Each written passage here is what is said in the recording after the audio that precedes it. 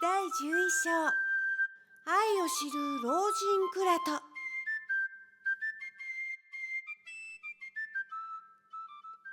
キアに降りてまず最初に強く感じたこと、それはその独特の匂い、何とも言えない未知の香りだった。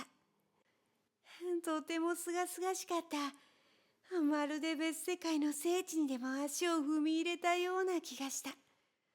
見知らぬ星の表面に初めて自分の足をつけて歩く歓喜を、僕は今どう表現したらいいんだろう。僕たちが小屋の方に向かって歩いていく間、老人は驚きもせずに僕たちをとても好意的に見つめていた。犬は長い首を振りながらこっちに向かって近づいてきた。とても大きく見えたのでちょっと驚いた。でもビンカはその異性の動物に近づいてその長い毛を撫で始めた。その動物はまるで猫が喜んでいる時にするように頭をビンカの体にこすりつけた。その動物に対するビンカの信頼しきった様子にも驚いた。見た目は大きくて怖そうだけど、きっとあまり獰猛な動物じゃないんだろう。とんでもない、とアミが言った。中にはとても凶暴なのもいる。地球の犬と同じようにね。でもビンカ、どうしてこの動物が危険じゃないってわかったの？だって首を振ってきたでしょ。だから。地球の犬が嬉しいと尻尾を振るのと同じように、この動物も長い首を振るんだ。なんていう名前なの？ブゴっていうの。とっても可愛いでしょ。ビンカが言った。トラスク、トラスク。こっちにおいで。お客さんの邪魔をしちゃダメだ。今度は老人がその動物に向かって言った。ブゴーという名前だって言ったのに、彼はトラスクって呼んでいる。なんだか僕にはわけがわからないよ。ミンカはまるで僕の頭の程度を疑うかのようにして見ていった。この動物はブゴーっていうの。このブゴーにつけた名前がトラスクなのよ。なんだ、そうだったのか。と僕は納得して頭をかきながら言った。空飛ぶ両生類とでも呼べそうな、とても奇妙な動物が少しずつ姿を現し始めた。中には僕たちの頭上にまで飛んでくるのもいた。そのうちの一匹がアミの肩に止まった。ビンカは驚き、その動物に近づこうとした。するとそれはさっとアミの肩から空高くへ飛び去ってしまった。信じられないわ、とビンカは言った。僕には何のことを言っているのかさっぱりわからなかった。ガラボロはとても臆病で決して人に近づかないっていうのに、アミのことは全然怖がらないなんて。彼女がアミから遠のくと、またさっきの動物はその長い足でアミの肩に止まった。僕はすべての動物の友達なんだよ、ビンカ。と言ってアミは奇妙な言葉でその動物と話し始めた。わかったよ。だからわしに会いに来たんだ。と老人が冗談を言ったので、みんなは大笑いをした。アミが老人に近づいていくと、またガラボロは小屋の上空へと飛び去っていった。二人は再会を祝いお互いに抱き合った。今日こそ準備してあるごちそうを一緒に食べてくれよ。鍋いっぱいにガラボロがある。一晩中からしソースにつけてあるんだ。すごいごちそうだよ。それに発酵させたうまいジュースも一瓶あるんだよ。時々こうやって楽しむのも悪いことじゃない。とんでもない。このネクロファゴ。このかわいそうな動物たちが決して君たちに近づかないのは当然だよ。だって彼らはもし捕まったが最後、君たちの胃袋の中に収まってしまうってことをちゃんと知っているからね。僕はその時この会話を聞いて、なんだかこの老人に少し反感を覚えた。い体どうしてこんなに可愛い罪のない動物を平気で殺して食べることができるんだろう。でもとても美味しいのよ、アミ。と言ったのは老人ではなく、なんとビンカだった。彼女、それを食べるとは。そしてそれだけではまだ不足とばかりに付け加えてこう言った。ももを焼いたのが一番美味しいの。翼のスープも大好き。これを聞いてビンカに対するイメージが急激にガラガラと崩れ落ちた。彼女のことをまるでジャングルに住み人を食らう野蛮人のように感じた。どうして今までこんな彼女にちょっとでも惹かれたりなんかしたんだろう。アミはその時老人の耳に翻訳機をつけているところだったが、僕の考えていたことをキャッチしてビンカに言った。この愛らしい動物を捕まえて殺して食べるなんてとっても悪いことだよ、ビンカ。我々の地球の友達はそのことにとてもショックを受けているんだよ、今。彼女は驚いたように僕を見た。そして何とか自分の正当性を理解してもらおうと説得を試みた。ここではみんなガラバラの肉を食べるのよ。子供の頃からの習慣なの。とっても美味しいから、ちょっと食べてみたら？嫌だ。僕は絶対に食べない。僕は腕組みをしてぷいとそっぽを向いていった。ブラボー。そう来なくっちゃ、ペドリート。アミは喜んでいった。ペドリートはガラボロの肉なんか絶対に食べない。彼にとってそれはとても心の痛む良くないことなんだ。だからビンカ、彼は今かなり君に失望しているんだ。彼はガラボロは食べない。もっと別なものを食べるんだよ。覚えているかい？あの地球のとても可愛くて君が一匹ペットとして連れて帰りたがっていた動物を。彼女は目を輝かせた。ああ、とても可愛かった。なんていう名前だったかしら。子羊だよ。でもさ、実はそれはペドリートの大好物の一つなんだよ。今度はビンカが僕のことをまるで罪人か頭のおかしいものであるかのように見た。僕は何とか弁解しようとした。でも子羊の焼いたのとても。ビンカは目から涙を流していた。あの可愛い子羊を殺して焼いて食べる。なんてひどいこと。なんていう幻滅。ペドリート、本当に吐き気がするわ。アミは笑いをこらえながら彼女をなだめ始めた。これは他人の間違いを傍から見た時に起こることなんだよ。自分のじゃなくてね。君たち三人は皆同じことをしている。子羊やガラボロを食べるのにどちらが良くてどちらが悪いということはない。皆同じことだ。だけど僕は君たちを非難したりはしない。君たちの気持ちはよく理解できるよ。でも君たちと来たら同じ間違いを犯しておきながらお互いに激しく非難し合っている。まったくこの未開人たちと来たら、だからもうこの辺りで仲直りして握手したら？良い友達として。僕たちは気恥ずかしい気持ちのままおずおずとお互いの顔を見合わせた。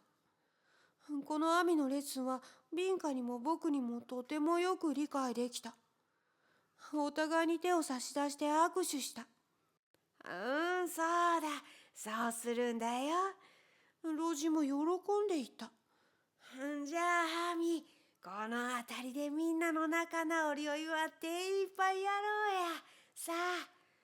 と老人が言うと、アミは冗談で答えて、この山男は全く礼儀作法を知らないんだから、礼儀正しい人はまず最初に紹介しちゃうもんだよ。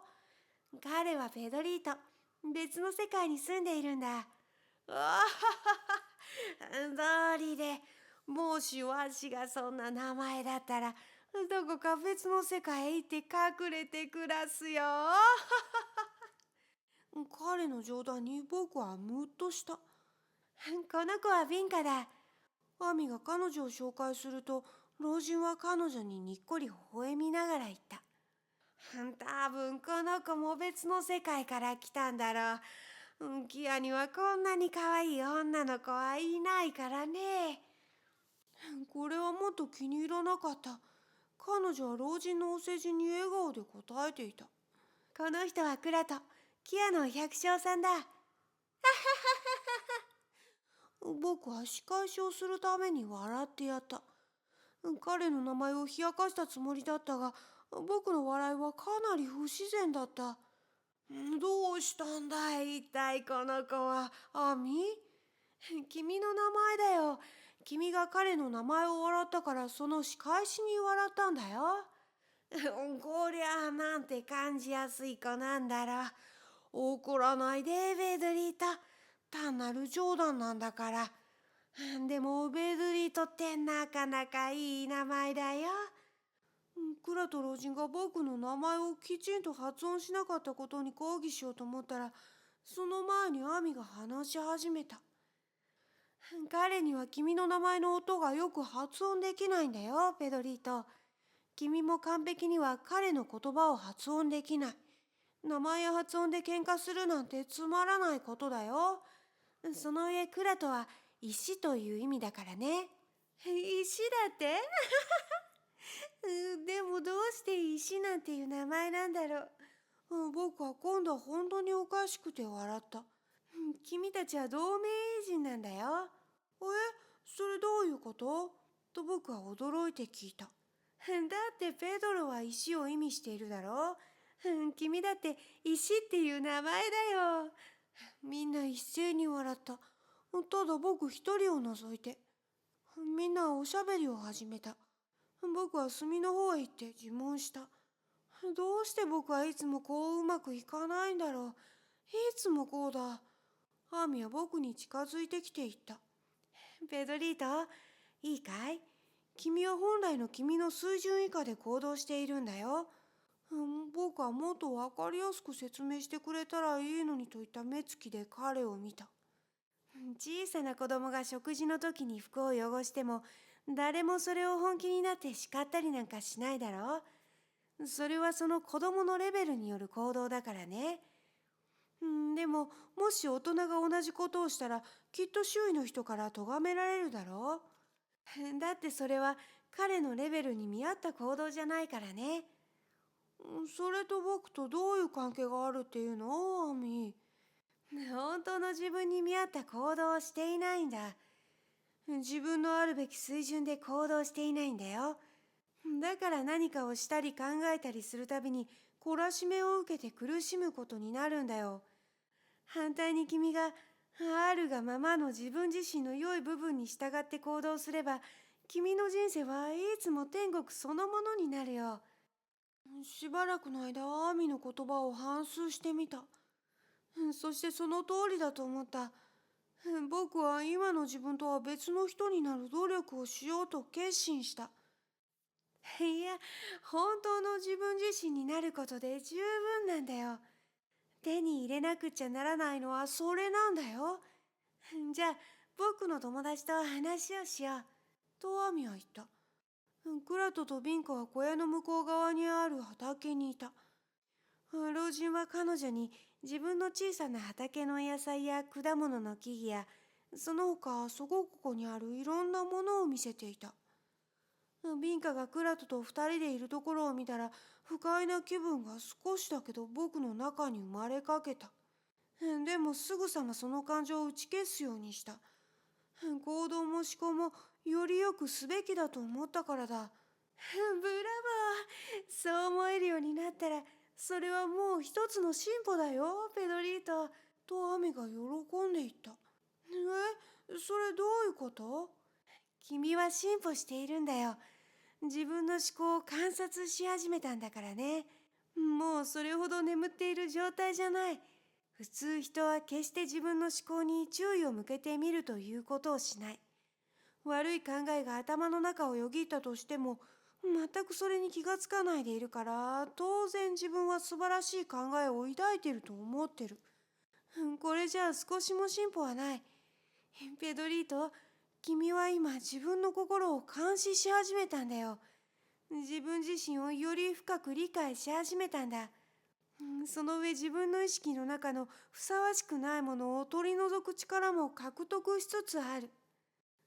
ちょっと君たち、こっちに来てこのムーフロスを見てごらん。大きいだろう。老人がプラスチックのようなものでできた赤く光った瓶をいくつか両手に取って僕たちに見せながら言った。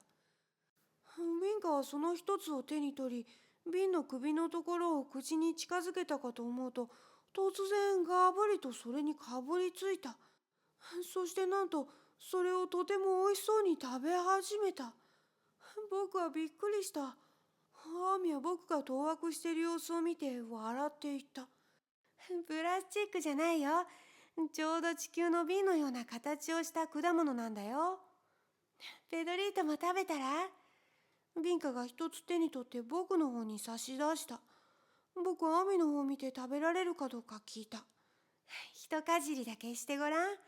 とアミが言った。それをかじってみた。リンゴのような舌触りだった。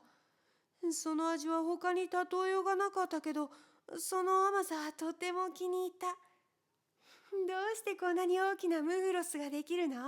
ビンカがクラと老人に聞いた。なーに、とても簡単なことだよ。毎晩木に歌を歌ってやるんだよ。それが好きでね。そうするととても喜ぶんだよ。喜べば人も動物も植物もすべてが愛を持って成長するからね。愛を持ってすることは皆良い結果を生み出す。だからおいしい大きな実がなるんだよ。とアミが言った。この木はきっと耳や口を持っていて、クラトと話すことができるんだと思って、僕は興味深くその木を見つめた。でもその葉も枝も幹も全く普通の木と変わりなかった。ビンカは笑って言った。本当に木に歌を歌ってやるなんて。アミはクラトのしていることは正しいと言った。木や植物はちゃんと意識を持っているんだよ。とても小さな意識ではあるけれど、自分に注がれる愛情に対してナイーブな感受性を持っているんだ。悲しがったり、喜んだり、恐怖を抱いたり、信頼したりね。クラトはビンカに言った。もっと食べよ。ムーフロスは力が出るよ。わしのようにね。それと老人は握り拳を作ってそれを腰に当て頬を膨らませるポーズをした。これを見たビンカはとても面白がっていった。でもそれは都会の女の子が望んでいることとはちょっと違うわ。アミはクラトの冗談を笑って、この老人の言うことを真に受けちゃダメだよ。流行については全く分かっていないからね。クラトは冗談を飛ばし続けていたが、アミは急に真面目な顔つきになって一点に意識を集中し始めた。そして言った。テリが近づいているようだ。じゃあ君の見えない乗り物に早く隠れなきゃ。とクラと老人は言った。アミはさらに意識を集中し続けていたが、こう付け加えた。もうその時間はない。すぐそこまで来ている。小屋の中へ隠れよう。早く。そう言って僕たちを追い立てた。僕は何のことかさっぱりわからずちょっと驚いたが、ビンカはとても動揺していて、僕に強い力でしがみついてきた。遠くで聞こえていたエンジンの音がだんだん近づいてきた。クラトはユリ椅子に座って平静を装った。ハーミは小屋の中の壁の隙間を見つけ、そこから外の様子をうかがった。そして口に人差し指を当てて静かにしているよう合図すると、僕たちにも外の様子を見るように言った。こちらに近づいてくる車が見えた。鉄格子に囲まれた黒光りする金属製の箱のようなものに車輪がついている。鉄格子の中にはやはり黒いガラスがあって、中の様子は全く見えなかった。そのとても陰気そうな感じの車はひどい騒音ともうもうとした排気ガスをまき散らしていて、さっきまでいた動物たちはいつの間にかどこかへ姿を消してしまっていた。きっとまだ消音器が発明されていないんだろう。アミが小声で僕にささやいた。消音器はあるけど、彼らは人を威嚇するのが好きなんだ。黒い箱型の車が小屋の近くに止まり、中から4人が降りてきた。その姿を見ただけで恐ろしくなった。彼らは肥満した毛むくじゃらな巨体でゴリラのように見えた。ヘルメットにも肩当てにも靴にも首輪にもすね当てにも、すべてのものに角のようなたくさんの突起が出ていた。服の代わりに金属の鎧をつけ、4人とも手には棍棒を持っていた。顔は猿というより人間に似ていた。ピンク色をした顔が見えるところはすべて緑色の体毛で覆われていた。いや、おいぼれい、身分証明書を出せ。黒と老人は彼らに目もくれず、灰色のマントのひだの間から機械的に証明書を取り出し差し出した。テリの一人がそれを乱暴にひったくり目を通した。この辺りでワコを見かけなかったか？テリは見たけど、テリワコもテリスンボも区別がつかない。わしには皆すべてテリだ。老人は辺りの景色を見ながら少しも取り乱さずに答えた。生意気な。人間と獣の区別がつかないっていうのか？わあ、それならつくよ。人間はお互いに愛し合い建設し合うけれど、獣は憎み合い破壊し合うんだ。老人の答えに武装した毛むくじゃらは気分を害した。頭、どうしましょうか、この老いぼれ。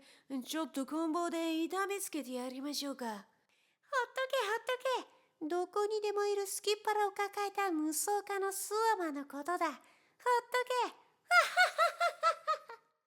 ここまではすべてなんとか順調だった。問題はその後だった。おい、ホタテ小屋の中をちょっと見てこい。僕は腹に一発パンチを食らったようなひどいショックを受けた。ビンカは僕の腕を前よりもさらに強く掴んだ。ハミは両手を大きく広げて僕たち二人を包み込み、微笑みながら怖がらないようにとささやいた。クラトは少しでも彼らの気をそらそうとして言った。小屋を見たって探しているものは何も見つからないよ。武器も寸法も、失礼。寸法はあなた方だったね。いつも混同してね。つまり武器も和子も。うるさい、おいぼれ。いい加減に黙らないと肉体労働に駆り立てるぞ。